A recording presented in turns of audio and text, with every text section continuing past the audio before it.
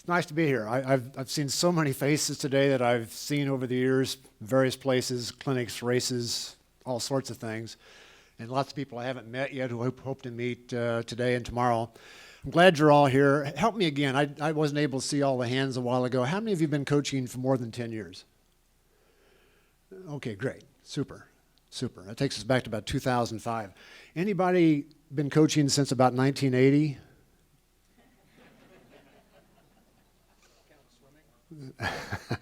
Well, I have. I started coaching in 1980. Actually, I started coaching before that. It seemed like every time I was on an athletic team, junior high school, college, even in Vietnam when I was in the Air Force, and then into high school coaching and so forth. I feel like I've been a coach all my life, quite honestly. I can't recall ever a time in my life when I wasn't somehow coaching athletes as an assistant to my high school coach, for example. I was always assisting. And so somehow it became just a part of my DNA to help athletes. Well, now I'm retired. I retired 3 years ago from coaching, and I find this very difficult to say because having been a coach your entire life, there's this sense that you're still a coach, and yet I don't have any clients. I have no athletes I work with whatsoever.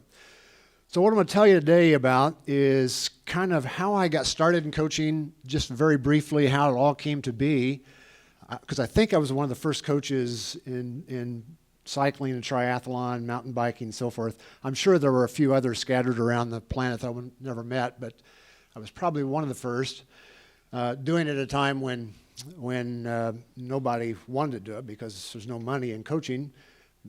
Some of you are probably still thinking that today. But there really is money in coaching. I'll come back to that in just a little bit. So I'm going to do that number one, kind of how this came to be from my perspective, 1980 roughly till today. And then secondly, what did I learn over all these years of coaching athletes? What have I learned about doing this? Maybe something that you would benefit from also, hopefully. Probably there'll be something that you don't benefit from that doesn't fit your situation, but I'm going to be talking about strictly from my situation. Now, this is somewhat difficult for me. I've never done this talk before. Usually I'm talking to athletes about how to periodize their training or how to prepare for a race and, all that kind of stuff. Talking about myself is much more difficult to do, I found. Trying to decide what in the world I'm going to say and how I'm going to say it is much more difficult, yet I know the story fairly well, probably know better than anybody else. But difficult nevertheless. Okay, first of all, I'm 71 years old, and life has never been better.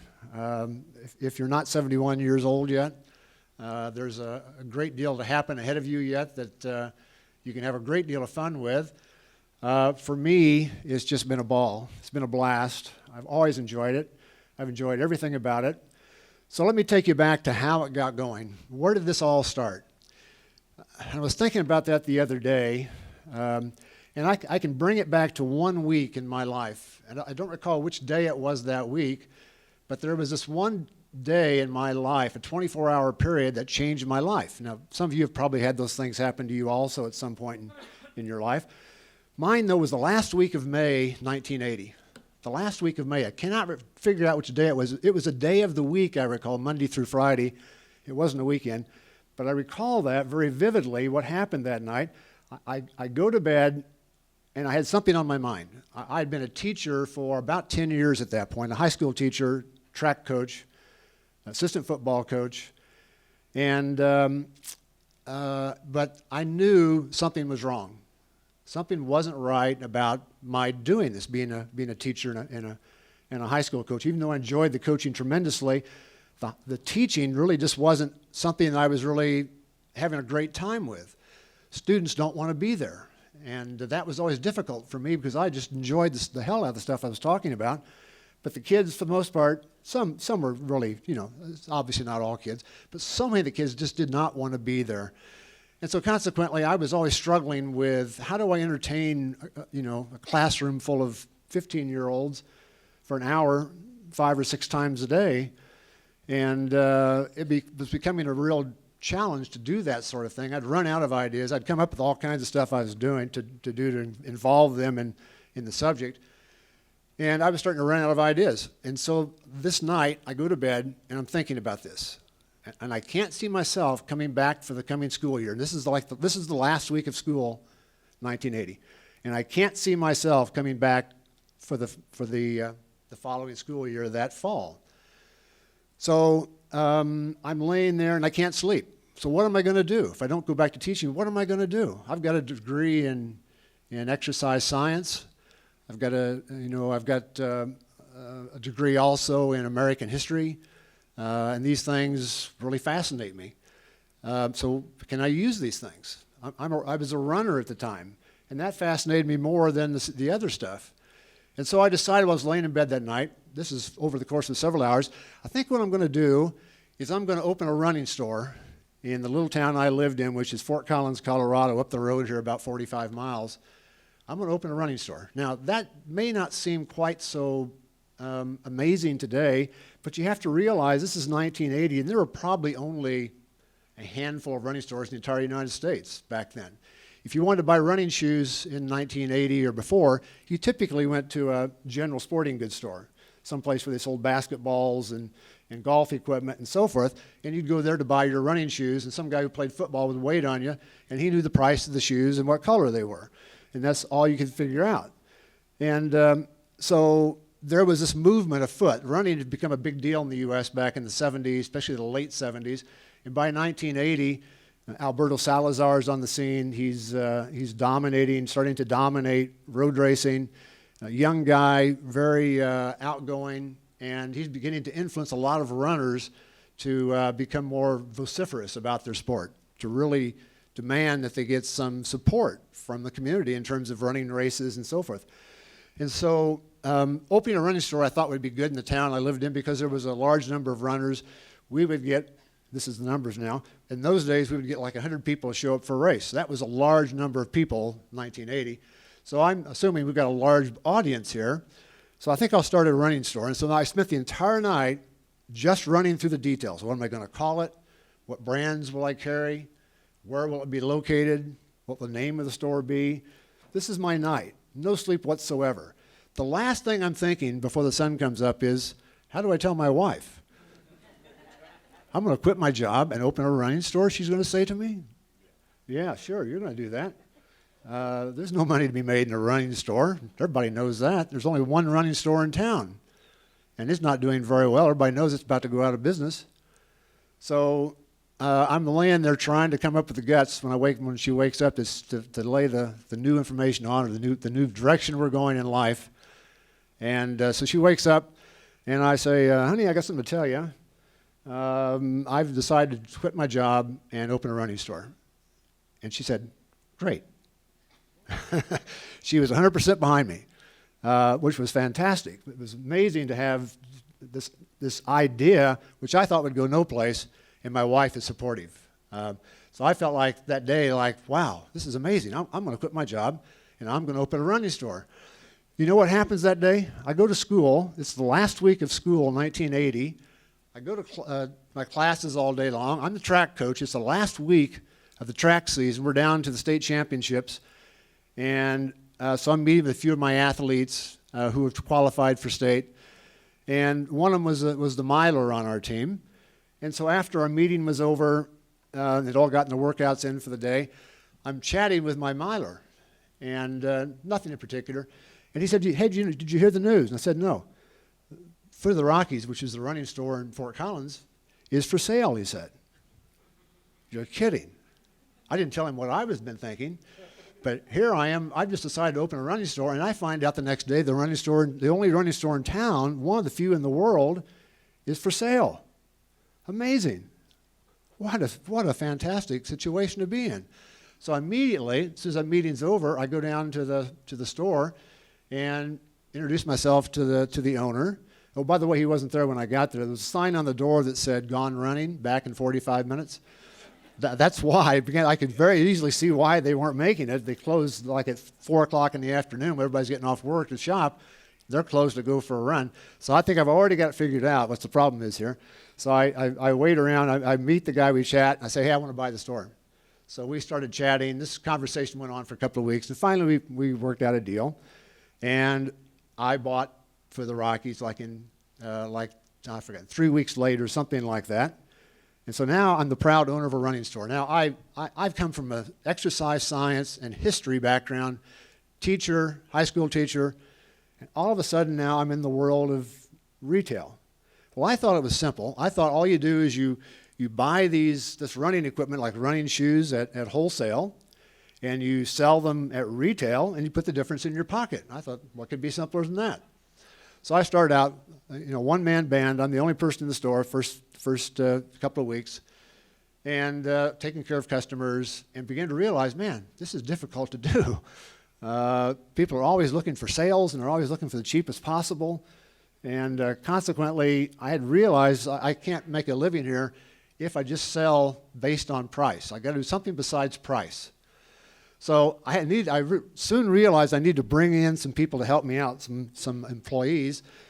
And I'm right next to Colorado State University, right next to the gym, 1 block away from the gym on the west side of campus, if you guys know Fort Collins, on Elizabeth Street.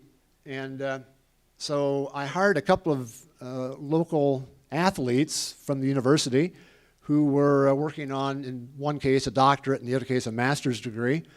Pretty smart guys, also extremely good athletes, runners, and they went to work for me. And I soon began to realize we were having a hell of a time at work when people weren't there, because we were talking about training all day long.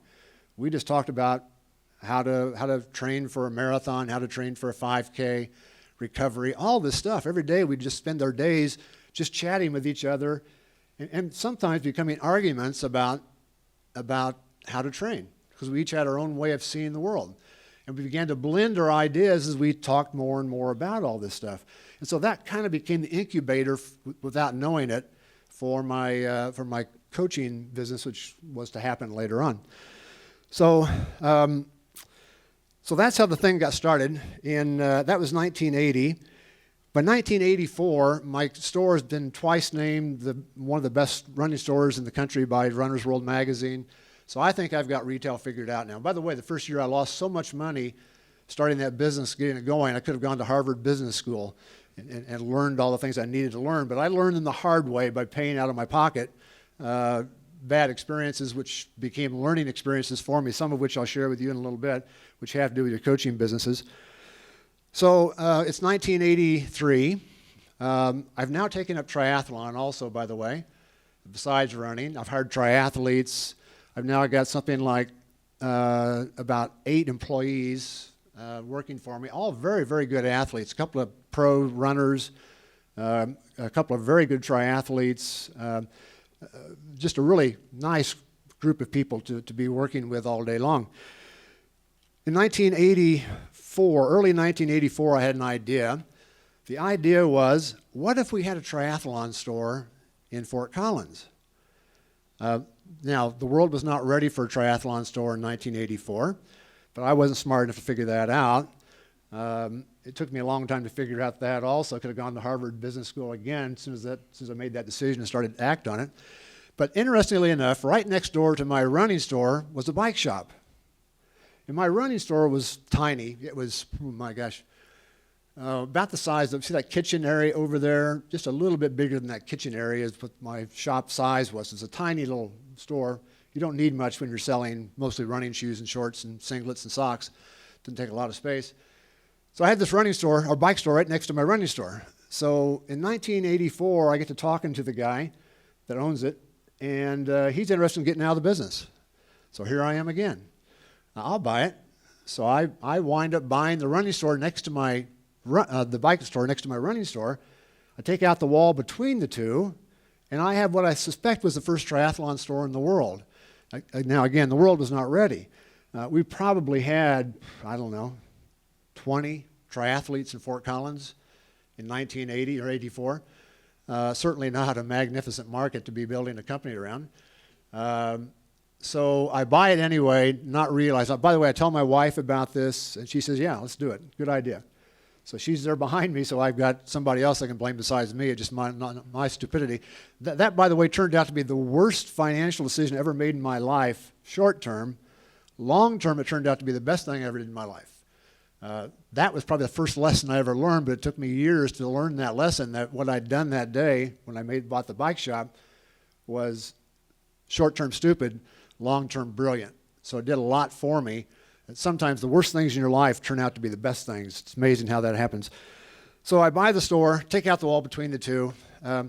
People come in the store. The runners who used to be, my only clients came in and say, "What are all these bikes doing in here? Is this a running store?" "Yeah, it's a running store." Okay, not fully convinced. The cyclists would come in who had gone to the bike store always and said, "What's all those running shoes and swimsuits doing in here?" Well, we sell some of that stuff also besides bikes. Can we sell you a bike or a helmet or whatever it may be? And so, and of course, the 25 triathletes in town would come in and they were just flabbergasted and they thought it was great. But they didn't spend a whole lot of money, so consequently, it became another tough situation for a few years. But along the way, things started happening. Interesting stuff. By 1984, I've now got 13 employees working for me. We've got a group of mechanics. We've got a section just for, bike repairs and so forth. We've got a group of runners who work there, who have been working with me for a few years in some cases. Got a group of cyclists working for me. I got a group of triathletes working for me. So I've got this mix of athletes in this one store, all selling products. So if somebody came in and wanted to talk about running shoes, we'd have either a triathlon coach or a running coach work with that person. We'd never have a cycling coach work with them, for example. Everything was always specific to the client's needs. So that was interesting, except the business was really doing well. It was booming. It was starting to sell lots and lots of product, but the markup I discovered on bicycles is horrible. I feel very, very sorry for anybody in retail cycling. Trying to make money off of selling a bicycle is a very big challenge. I have great respect for anybody who's made it into a profitable business, because I had a very hard time with that. Despite big numbers coming in, bigger numbers were going out. So I got all these employees working for me, and every day we're having these conversations about training. They're all serious athletes, and they're all very smart athletes. These are all, college students, graduate students, very, very bright people. And we'd get to the point where we'd talk about, well, the research, I believe, says such and such, and we'd try to find the research and bring it in the next day to show what we had just been learning about in our reading. And it's hard to find research in those days. You had to go to the library at CSU to find anything. There was no internet to go, you couldn't Google something or PubMed to go search on. So it was a challenge, but we started having these discussions. And people would come in who were not even there to shop, just to come in and to be involved in our talks. We'd have a half a dozen employees working that day, and there'd be 3 or 4 athletes come in that day just to be a part of our conversations, after work or something, because we just loved talking about this stuff. It was like the most important things in our life was just talking about training. To this day, I still love doing that. We started doing this in 1980 in this small group of employees with athletes who would join us. And so we started building a reputation around northern Colorado for being a place where you could go to some place where there were serious athletes who knew what they were doing, who could sell you products. And that certainly did help us, but again, the markup was so challenging to make any money off of. It wasn't simple, buy at wholesale, sell at retail, pocket the difference. It wasn't that simple, I had discovered over the years.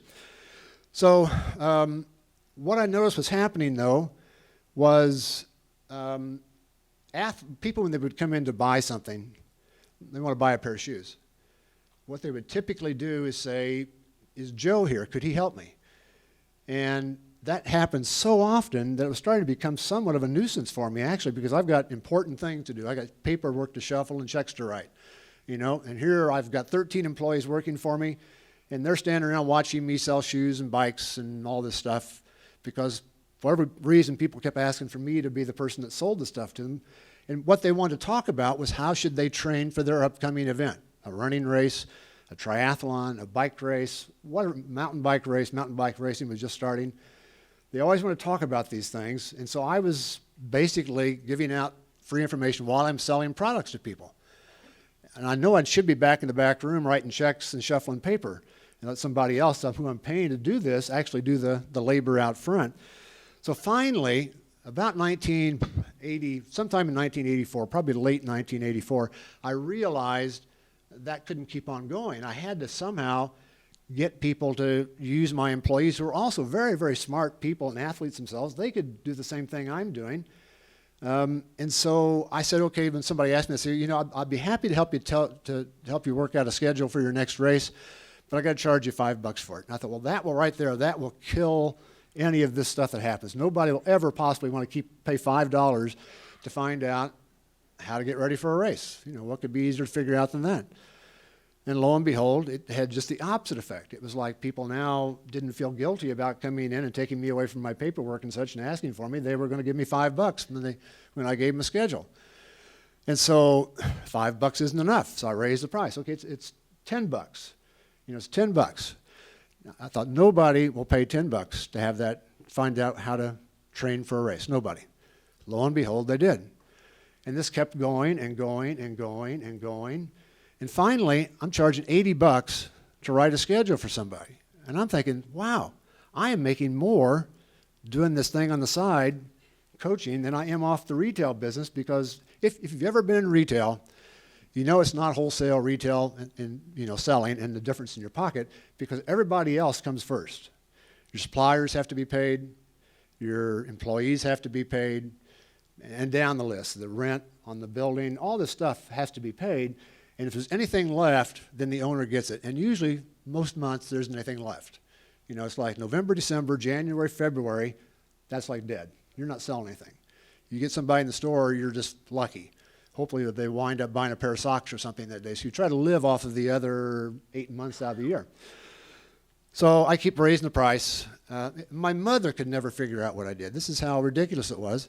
She could never understand what I did. I said, well, I coach athletes, Mom. I coach runners and triathletes and cyclists and so forth. And she said, well, give me an example. What do you do? And I said, well, for example, I'll tell somebody, a runner, to go run 10 miles on Saturday. And they pay you for that, she says? You know, this was the attitude of that period of time. How could you possibly want to get paid, you know, think you could get paid doing this?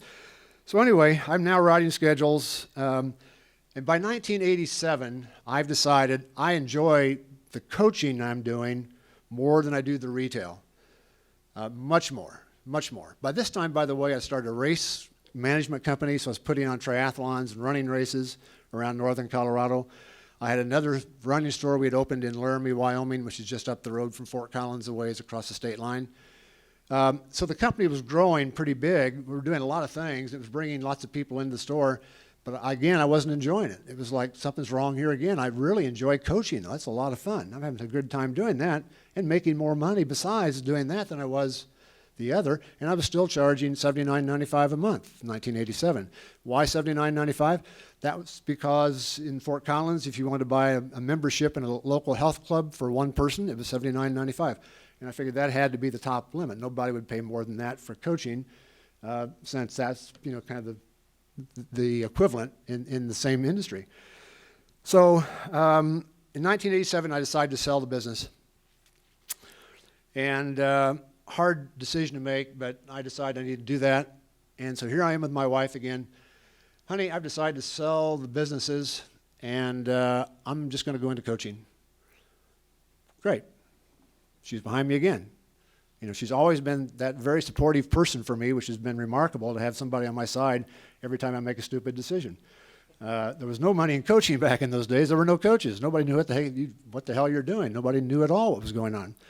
So basically, I sold the store, all the businesses, but I could not make a living off the $79.95 a month with the number of clients I had. And I can't recall the exact number of clients in those days. It was probably in the neighborhood of 20, 25, something like that. So I got a day job.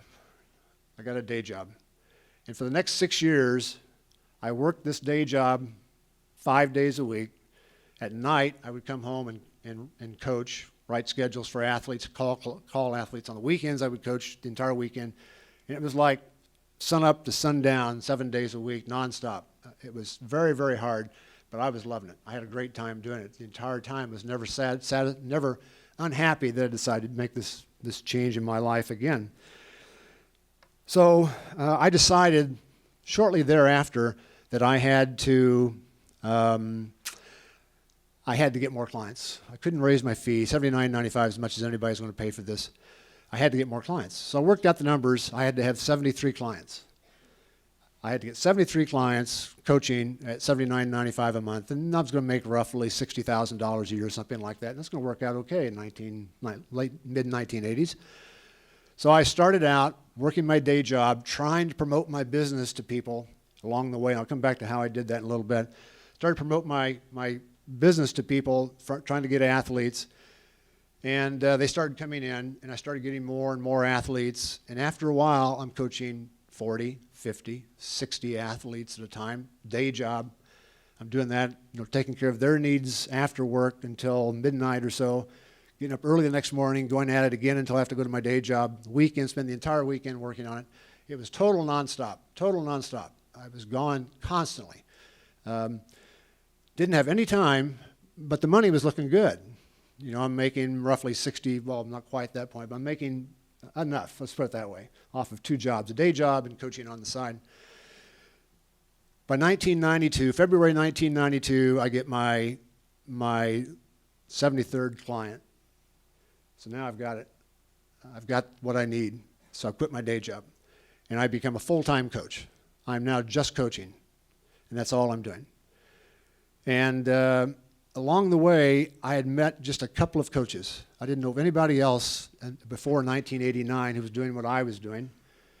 But in 1989, I heard about a guy by the name of Mark Evans, who now, by the way, lives in the Boulder area.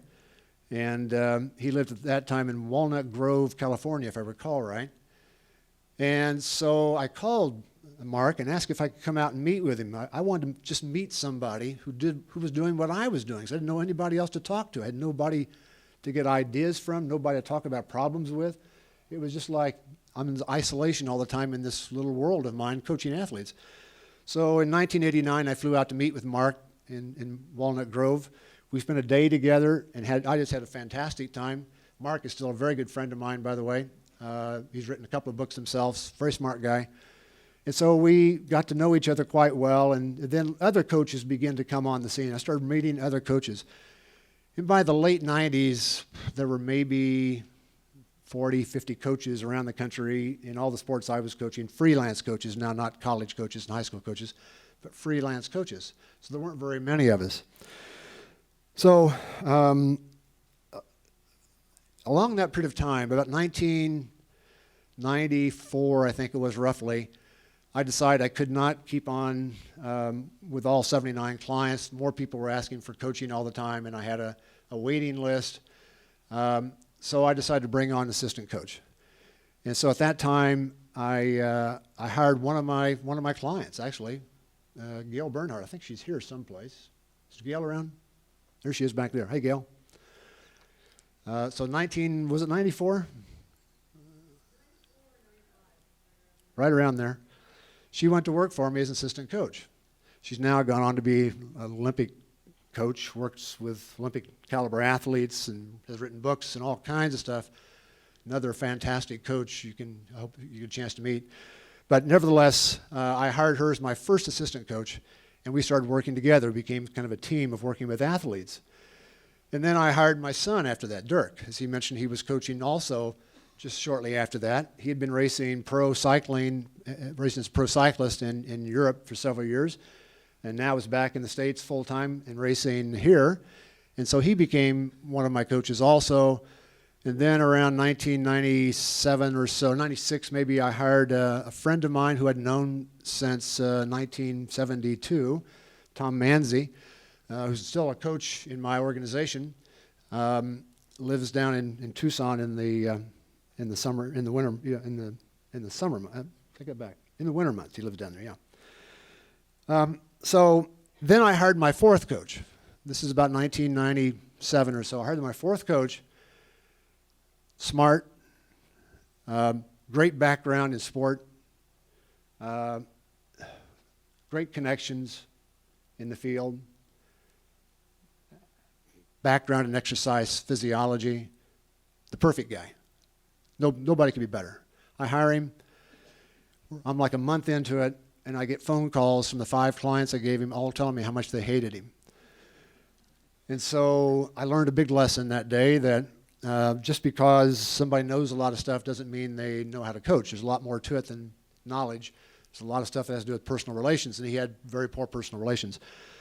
So we separated, went our separate ways, and then I didn't hire any more coaches for about 3 years. That was the end of it for a while because it scared me to think about what that did to my reputation. And after that, I started another company called UltraFit, and Gail and Tom and Dirk and other coaches started joining my organization. And it was more of an association than it was a coaching company. We were individual coaching companies that decided to associate with one another. And because in those days, the federations weren't doing anything for coaches at all. So I was basically the federation for all the sports, endurance sports, for this group of coaches. We'd provide, help them find clients, help them with marketing, all this kind of stuff. So that's basically how the coaching company came to be. There's more to it than that, but that's the bottom line for how it all came to be. So now let me take you into what have I learned along the way by doing all of this stuff, all the things that I've been through. Is there anything here that I've learned that may be of benefit for you? Well, there's about 6 categories of things I want to talk about with you very briefly. The first one has to do with business philosophy, because I've learned over the years that if you don't know how to run a business, you're going to have a hard time being a coach with a business. And it's as much being a businessman as it is being smart about coaching. You got to know what the heck you're doing and running your business. And I didn't know any of this stuff when I first started. I had absolutely no idea. I had to learn it all the hard way. As I said a couple of times, I could have gone to Harvard Business School for a couple of years and figured all this stuff out, but I learned it the difficult way. But the first thing I learned was that business has to be profitable. If you aren't profitable, you've got to really do some real head scratching to figure it out. The business must be profitable if you're going to make it work. And I learned that from my experience at my retail store, but I read a book my wife told me about. My wife is in human relations. She's a human relations consultant, so this is like in her area, her field. She's talking about how to work with people especially, which is really what business is all about. And so she introduced me to a book called The E-Myth, letter E dash M-Y-T-H, E-Myth. The book is still on the stands. So I read it, and it changes my perspective on business entirely. I would highly recommend you read it. In fact, when I had UltraFit, I required every coach in our group to read the E-Myth before they were accepted into our group. They had to understand what business was all about. This is, I think, the best book ever written for small businesses. The author's name is Michael Gerber, G-E-R-B-E-R. You can still get it online, at Amazon or wherever. It's available. He's got books that have come out since the first book, but it's a great read, especially the first book. But opened my eyes to some very basic things. And one of the things I realized early on was I was going to raise my fee. $79.95 wasn't going to keep on working forever, so my fee started going up. Now that I've got assistant coaches, if somebody would come to me and say, hey, can you coach me? And I say, well, I'm happy to do it, but I charge $150 a month. They say, well, I can't afford that. Have you got another coach that can help me out? And sure, I've got assistant coaches who can help you out, who don't charge quite as much. And so that began to put me in a niche by myself where I could charge a higher fee. And so my fees kept rising. And by the time I retired, I was making $1,500 a month per client. Started at $5, and 30 years later, I'm at $1,500. And it just kept going up all the time. The numbers just kept rising. Every time I was full, every time I had a waiting list, for the next client who would come along, my fee went up. That was always the rule I had. As soon as my wait list was full, next client has a higher fee to pay than everybody else. I'll keep everybody else where they are. The people already with me stay there, but everybody else's new clients, their fee went up. Now, how much I jumped varied a lot throughout those years. I found I had to be unique in some way. That stood out for me immediately also. And I realized that the thing that had made me unique with my coaching business was all that stuff I'd done back at Foot of the Rockies in the early days, where we talked and discussed and argued about how to train. That was the stuff that I really was fascinated about. And we brought in the science. Along the way, I'd gotten my master's in exercise science. This is back in the 70s when there really wasn't any science in sport. The science of sport in the 1970s was how to prevent athletes' foot in the locker room. That was pretty much the whole thing. So, but occasionally we found out about some research study someplace. So I was introduced to research when I was doing my master's work. And so I kept on trying to find research wherever I could, usually by going to a library someplace. When the internet got started, that became just a gigantic thing for me. To this day, I still read research. I do it every day. I've got a stack of abstracts on my desk, and every day, first thing I do when I go to my office is grab the abstract off the top of the pile, read it. Is there anything here that I could use in my coaching? Is there any idea here that is unique? Is there something going on here that's applicable to athletes? If so, I'd make out a 3x5 card. This started obviously back in the 1970s. I'd make out a 3x5 card, and I put it in a little box, and they'd be categorized after a while. Now I've got boxes full of 3x5 cards because I've kept on doing it. To this day, I still do all of it on a 3x5 card. Every time I find a research study I like, I summarize it on the card, and they go in one of my boxes. My wife, bless her heart, has decided to put all of it into electronic format, so she's typed them all back in for, 30 years worth of cards. She typed them all into an Excel spreadsheet so we could find them quickly and have the data more easily at our fingertips. But I still make out the 3x5 card. I still like that card. It still means more to me than the electronic version. So that became the thing that helped to define me, and I realized that when I first started coaching, that's the reason people wanted to chat with me, because I was always finding things that was new and new ways of seeing the world from the point of view of science. So that was my business philosophy. Those two things became my business philosophy. Become profitable and set myself apart from anybody else who's doing coaching also. Marketing. Marketing is probably the biggest challenge I talk with athletes about. How do you market your business? And I learned a lot of stuff there. The first thing I did when I bought the running store was I bought ads in the local newspaper. That's what you do when you're in retail. What I discovered was it was like worthless. Nobody saw it. If they did, they could have cared less. So it was like, why keep doing this? That was 1980, I bought my first ads. By 1981, I'm becoming very unsettled about buying more ad space in the local newspaper. So the newspaper, just amazingly, that year, decided to start sponsoring a 10K running race in Fort Collins. And since they had the biggest marketing in town, you knew it was going to be a big race. There was going to be a lot of people, and it was. It was like over 1,000 people the first time they did it. And so they decided in 1981 to start having a column in the newspaper, in the sports section, on how to prepare for their 10K race. And it would last year-round, basically. And so they asked me if I would write it. And so I started writing it, and I didn't know the first thing about writing. In fact, in college, I had gotten my lowest grade ever in college was in a creative writing class. To this day, I wish the professor was still alive. I'd like to ask her how many books she's written and talk about my 15 books that I've written when I got a C- for creative writing. But I never thought of myself as a writer whatsoever. It was just not my thing. I'm not a writer. It's not what I do. But I've got to write this column. It's got to be 500 words, and it's got to be turned in every Monday morning to the newspaper, and they would edit it, and I would see when it came out on Friday how they edited it. And so I could see the changes they were making. And over time, I began to realize the changes they were making, I was beginning to pick up their style, their writing style, from this guy who was editing my column every week. And so my writing started becoming better. And by the way, this column went on for 20 years. I started in 1981. My last column was 2001. I moved from Fort Collins to Arizona, stopped writing for the newspaper. I didn't miss a week in 20 years. Every week for 20 years, every Monday morning for 20 years, I handed in my column for that week. For 20 years. So looking back, I still don't know how I did it. No matter what was going on, I had to somehow get this column written, I thought. But the most important thing I discovered was the best advertising I had was the byline at the end of that column.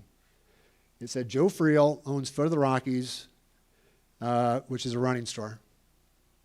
That sentence got me more people in the door to buy stuff from my store than all the ads I'd ever purchased.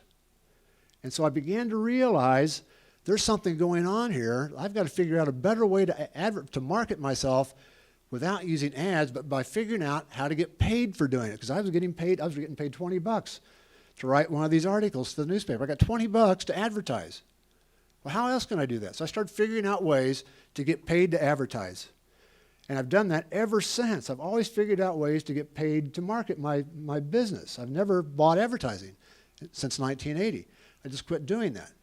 Pretty much a waste of money, at least from my perspective. I never figured out how to do it right, so I just didn't do it anymore. But I always figured out a way.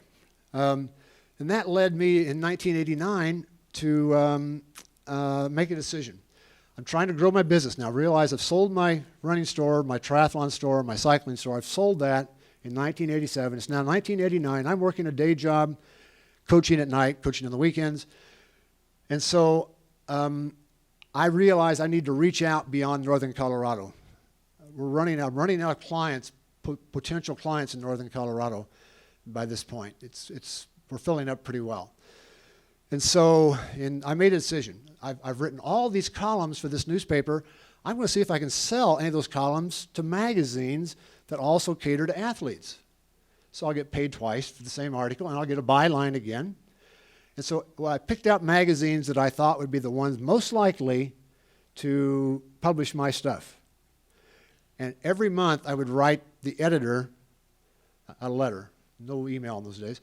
I'd write him a letter or her a letter and say, I could write an article for you on this topic. And here's an example of something I've written every week or every month. I just did that for all these magazines. Finally, one magazine, the editor called me. It was Women's Sports and Fitness. She called me and she said, you are the most prolific writer I've ever seen as far as writing letters to try to convince us to use one of your articles. So we're going to try you out and let you see what you can do. So they gave me my first shot to write an article for a magazine. And I wrote it, and they liked it, so they asked me to write some more. And so I started writing real frequently for this one magazine. And then other magazines, other editors saw it, and I started being picked up by other magazines. And eventually, Velo News, a cycling publication out of Boulder originally, asked if I would write for their magazine. And sure, I'll write for your magazine because I get the byline. I don't care about, the other stuff. I'm going to give them the best information I can. But that byline is my bread and butter. That one or two sentences at the end is really the reason my business is growing is because of these sentences at the bottom of articles I've written. So if I could attract people with good content, they would read the byline, and there's a good chance my phone number was in there. They could call me. Now, of course, my email address is in there. In those days, my phone number was in there. I never tried to limit people who knew my phone number or later on my email address. Never tried to limit that. Put it in my books, in fact. I want people to contact me. That's the reason I write these things, is people to contact me. So that's 1989. I made that decision. 1992, I'm writing for Velo News. Now the first serious magazine I'm writing for, serious in terms of racing. And so they have a sister business with Velo News called Velo Press, which publishes books. They'd become the editors, people at Velo Press had come to like my magazine articles and asked if I'd write a book on training. And I said, sorry, I don't have time. I've got a coaching business, all this stuff. I'm training, 12 hours a week, whatever it is. I'm pretty busy, so I just can't write a book right now. And they kept bringing it up occasionally, and I'd always turn them down. And then amazingly, one of those things that happens to you that you think is one of the worst things in your life turns out to be one of the best things in your life happens again. I go to World Championships in duathlon in the fall of 1994.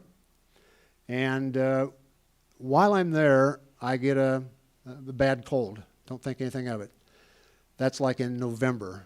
It's in Australia, so it was summer down there. So I come back from Australia, and the cold lingers. March, I've still got this cold.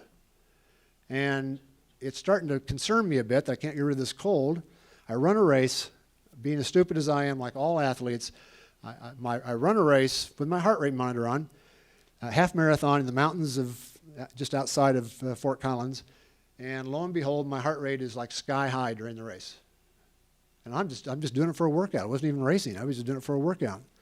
But my heart rate is like as high as I've ever seen it when I'm racing. And I'm not racing. I'm just jogging, basically. And so I knew something was wrong, but of course I didn't stop. You've got to get to the finish line. So I get all the way to the finish line, and I'm talking to my wife about this, and so I need to see my doctor.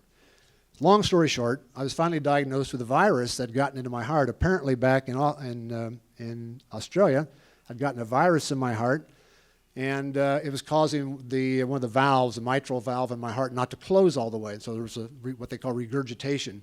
I won't go through all the physiology of it, but basically the heart wasn't working the way it's supposed to. So consequently, the heart had to beat faster to keep up with the demand for blood, for oxygen. And so I go to see a cardiologist, and he tells me, you've got a heart condition. And then he begins to tell me all the details about my heart condition. Of course, my mind is still saying, I've got a heart condition? And he's going through all the details of which I don't pick up at all. But I catch the last thing he says to me, which is, you need to stop running and riding your bike for a while until all the symptoms go away. And I think, quit riding my bike, quit running? What am I going to do, with my time? Write a book.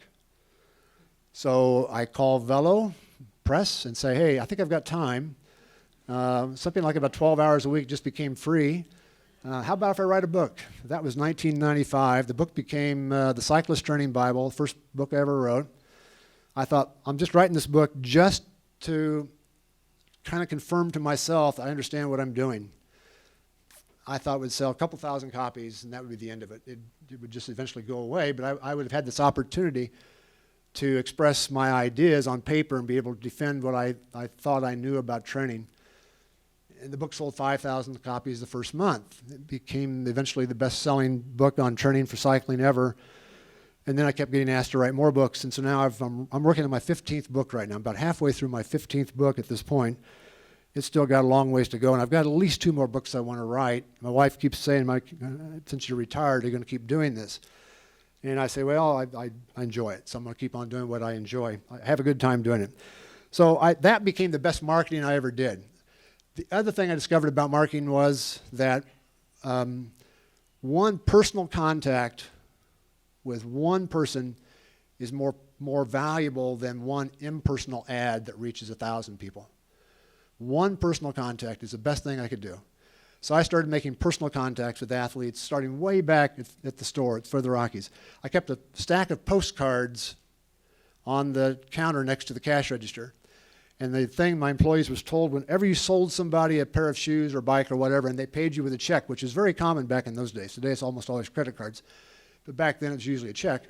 What you do is you get their address off the check, and you fill out the postcard, and on the other side you write a personal note to them thanking them for coming in the store and appreciating their business, and let us know if we can help you in any way in the future.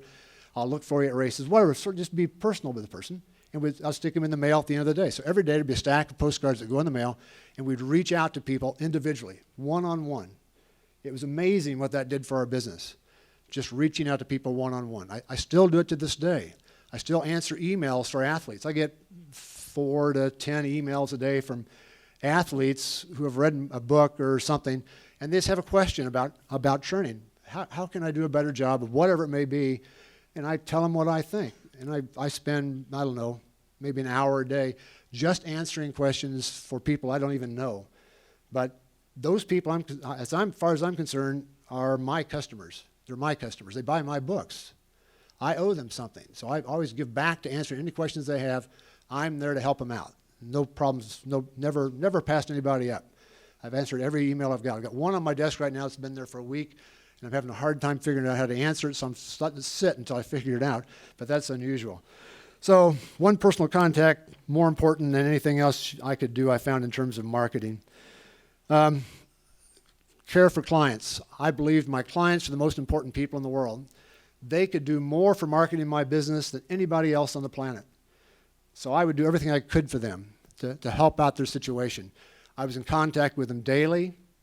Later on, it became much easier when email became useful for us. TrainingPeaks, all the sort of stuff that allowed communication, I would use it to keep daily contact with my athletes. But I realized also early on that if I was going to grow my business, I had to coach more than one sport. I couldn't just be a running coach or just a cycling coach or just a triathlon coach. I'm not sure that's the case anymore. But in those days, I couldn't, so I coached everything. Anybody wanted to coach, I was here. I coached endurance horse racers. I bet you guys don't even know what endurance horse racing is. I didn't coach the horses, I coached the riders, by the way. I coached firemen who were training for their annual physical exam or test they had to go through, that firemen have to go through. I coached them on how to get ready for their exam, their test. Paddlers, I coached rowers. I coached anybody that came to me and said, hey, could you coach me? I said yes. It didn't make any difference if I knew the sport or not. I would figure it out. The motor was the same. I just need to figure out how the motor was used. But I coached everything. So that was probably unique on my part for those days, and not sure it applies anymore. The other thing I've tried to do all along is to stay current on technology. All along, I've always believed that technology is the key to what I do, and I need to keep up with it. And at first it was easy. When I first started running junior high school, it was RPE and a stopwatch. That was it. And that was the same thing until the 1980s. Early 80s, I got my first heart rate monitor, 1983 roughly. First heart rate monitor, and I was blown away. What could be better than a heart rate monitor? On my wrist, I've got my heart rate. I'm out for a run. I don't have to do this thing anymore. You reach up and count your pulse when you stop at a stoplight or something. Riding my bike, there's my heart rate. What could be better? This is fantastic. This is like the ultimate technology for an athlete, endurance athlete. Then in 1992, I read about in Velo magazine, I think it was either Velo magazine or Bicycling magazine, I read about Greg LeMond is trying to make a comeback at the Tour de France. He's hired a Belgian coach to an exercise physiologist to be his coach, and the guy is going to have him use a power meter. First time I'd ever seen the word power meter before in my life. There's no Google in those days. You can't Google power meter, find out what it is. So I had to wait for the next magazine to come out, and this kept going on. And occasionally there'd be a mention of Greg LeMond's power meter, and that was it. Occasionally you'd heard something about it. But by 1995, when I was asked to write the book, I realized I should include something about power meters in my first book for cyclists. So I wrote like one page in the book. The original version had like one page, like 3 paragraphs on how to use power meters. And at the very end, though, of the book, in the epilogue, I said someday power meters will be far cheaper than they are now. They were like $4,000 at that time. Was pretty much what you were going to pay. Nope, somebody will come back with something less expensive than that. By the way, the company SRM had loaned me one very kindly of them back in 95 when I was writing the book. They loaned me a power meter for 3 months. Uli Schober has become a friend of mine now. Loaned me one just to try out. So that was my first attempt to figure this thing out. Well, that's why it was only 3 paragraphs and an epilogue. So in 1998, I get a phone call from this guy who's what do you call it? He's a mechanical engineer. And he's read my book. He's a cyclist also. He's a mechanical engineer. He read my book. He read the epilogue. It said someday somebody will do this. And he said, when he called me, he said, I've done it. I've come up with a power meter, which I think is going to be less expensive than the SRM. And I think more people will buy it. Can I fly out and show it to you? And so, yeah. So he flew out and showed me a power meter. So now in 1998, I get to use a power meter for the second time in my life to try it out. I ride around the block, and there's those numbers again on my handlebars that were pretty amazing to look at. Wasn't the same as my heart rate. And I'm not going to go in that whole discussion, but it's a whole new discussion about what it means. And they let me keep that power meter they gave to me. It was the prototype number 2 for Power Tap. So that became the next power meter in the market. Now, I did a count a couple months ago, and I've forgotten how many, but there's dozens of power meters in the market now that's grown tremendously, and prices keep coming down. So I've always tried to stay current. Learning never ends. I'm always learning. I'm always trying to keep up with what's going on. I've borrowed from lots of coaches over the years, their ideas. I suspect there isn't a whole lot that I would say is original that I've done or anybody's done in the world of coaching. I've always paid attention to science, but I've also always paid attention to my personal experiences. And the people I revere are people who say, I disagree. I revere these people. They're amazing. When I'm talking or hearing a group of people talk about something in the science realm, and somebody says, when we're talking about the way everybody does it, everybody knows, and this is just the way it's always been done, and somebody says, I disagree, I'm just blown away. I'm amazed by that. I've always paid very close attention to those people. And because of them, I've become somewhat of a heretic in many fields. I don't accept the party line in lots and lots of areas, which I'm not going to go into right now. I don't accept the party line because I've used myself as an experiment. I just experimented. Somebody brought me an idea back in 2005 to use a midsole cleat when pedaling. Ridiculous. I'll try it. So I tried it. Lo and behold, I liked it. I was more economical. You won't go into how I figured that out. I was more economical with a midsole cleat than I was with the traditional position. So I've had lots of athletes I've coached over the years changed over to midsole cleats. I'm a heretic. There's lots and lots of things. Nutrition, hydration. The list just goes, periodization, the list just goes on and on and on and on of all the things that I'm a heretic on. Had I been living in the Middle Ages, I would probably been burned at the stake for all my unwillingness to accept the way things are done. Last thing, there are no secrets in coaching. There are no secrets. You have not figured out something that is unique that nobody else in the history of the planet has ever figured out when it comes to coaching athletes. You don't have it. Share what you know. Always share what you know. Always help people become better. I was told don't write your book because if you do, you won't get any more clients. They'll just go buy your book and they won't need you anymore. It doesn't work that way. What I've discovered over the years is the more I give away, the more I do to help other people, the more I get back. It's just amazing. Don't hold secrets from people because you think you've got something that's unique. You don't. Somebody's already done it. I can guarantee you. You just haven't read the history enough to find the person who did that before you. So share what you've got. Always learning. Treat your coaching as a business, not as a hobby. I'll look forward to talking to you in the hallway in the coming days. Thanks for listening to me.